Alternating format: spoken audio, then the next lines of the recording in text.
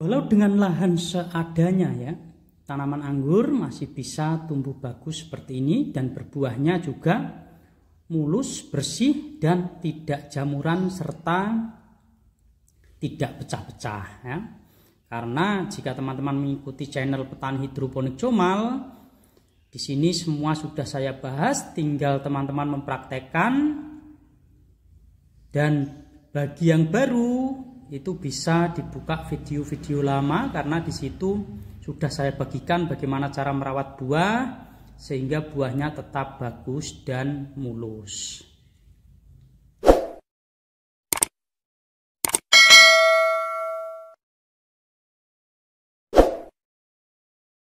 Assalamualaikum warahmatullahi wabarakatuh. Berjumpa lagi bersama channel Petani Hidroponik Comal. Pada video kali ini saya ingin memperlihatkan tanaman anggur yang saya tanam dengan lahan apa adanya, yaitu kalau dipikir di teritisan rumah.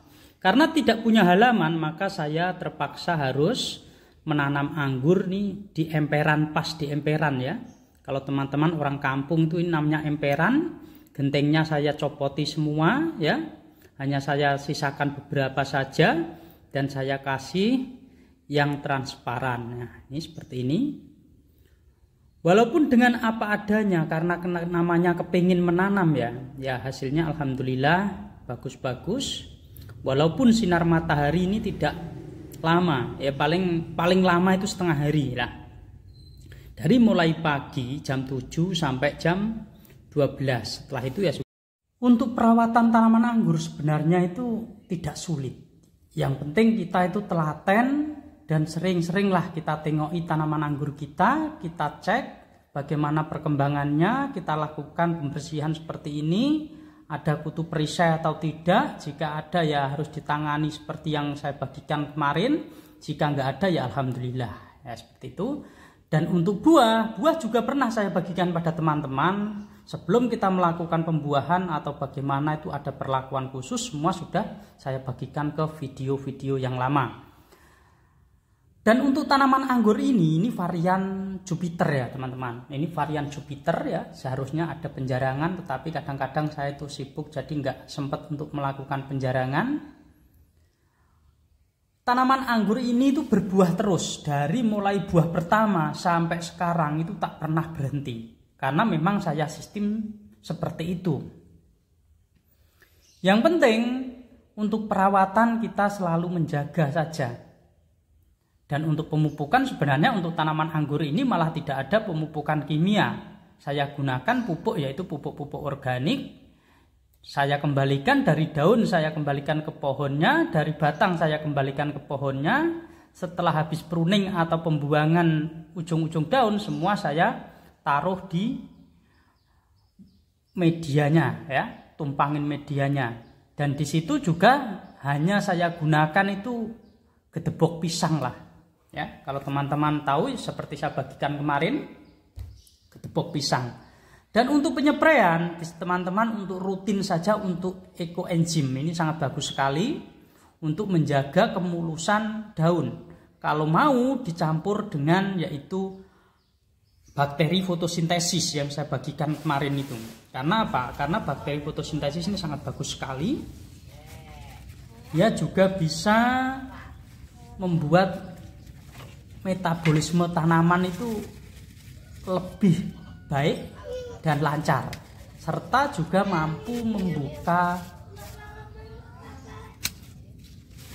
stomata daun itu lebih lama lagi. Sehingga pertumbuhan bagus. Karena bakteri fotosintesis kan membantu agar proses fotosintesis pada tanaman itu berjalan dengan mulus, maka tanaman tersebut ya sehat seperti ini. Walaupun kekurangan sinar matahari tidak full, tetapi tetap saja daunnya bagus dan bersih seperti ini. Yang penting perawatan. Dan untuk pembuahan saya ingin sedikit bagikan pada teman-teman agar ada pemahaman lagi, karena kemarin ada yang bertanya ya. Untuk melakukan pembuahan ini saya lakukan pembuahan terus. Jadi setiap ada buah nanti saya hentikan, lalu saya pangkas dan saya pilih batnya. Tetapi karena ini nanti rencana mau ingin jadikan entres, hanya saya hentikan di ujung Tujuan agar matabatnya itu bagus, nutrisi memompa matabat, nanti ketika kita grafting hasilnya bagus. Dan untuk pembuahan saya setiap ada cabang, saya sudah nggak mikirin tersier atau sekunder lagi. Kalau sekunder sudah jelas, tetapi untuk tersier sudah kemana-mana. Akan tetapi jika ada tunas baru yang bagus, saya lakukan pemangkasan seperti ini ya. Saya lakukan pemangkasan, saya pilih bat yang terbaik, lalu saya buangi tunas air seperti ini ya. Nah, buat teman-teman yang ingin melakukan pembuahan, jangan lupa tunas air harus dibuang. Jika tunas air tidak dibuang, nanti akan mengganggu pembuahan. Terkadang kalau pas di ujung kita kelupaan membuang, itu malah nggak keluar bunga ya. Maka dari itu harus ada kontrol ya.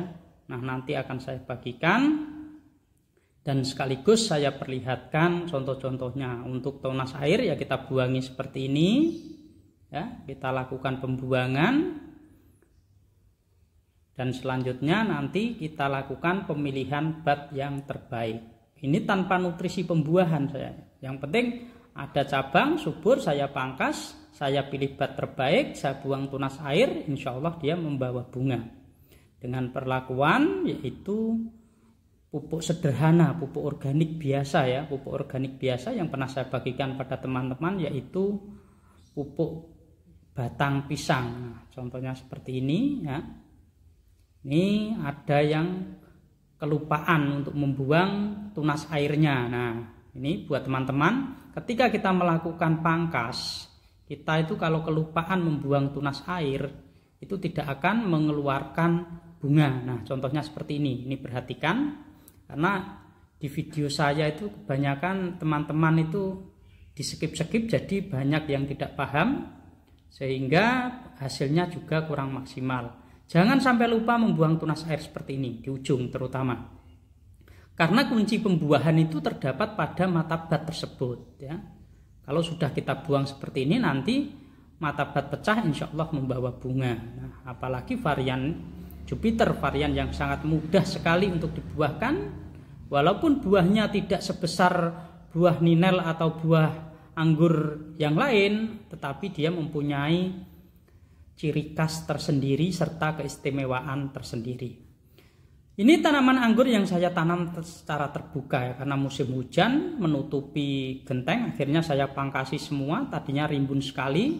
Dan untuk melakukan pemangkasan ini saya lakukan bagusnya siang hari ya. Nah, siang hari, dan ini masih ada sisa-sisa buah.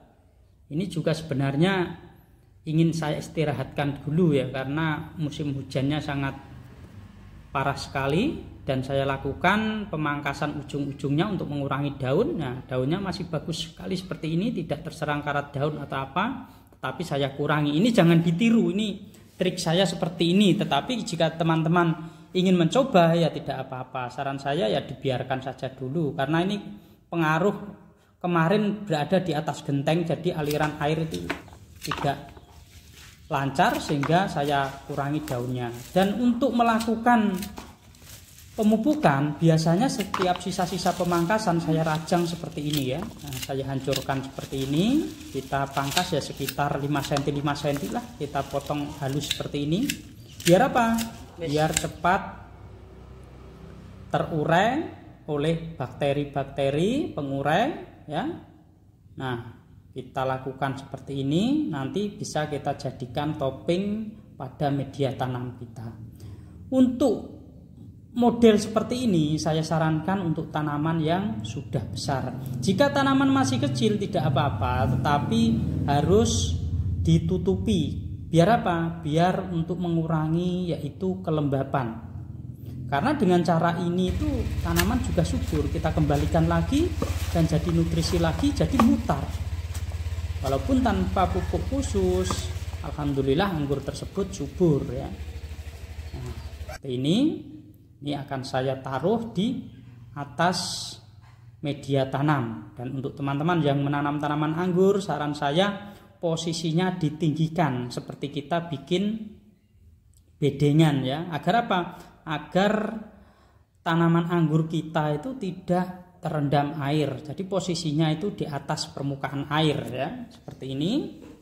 Kita kasih bata memutar ketinggian sekitar 50 cm, dan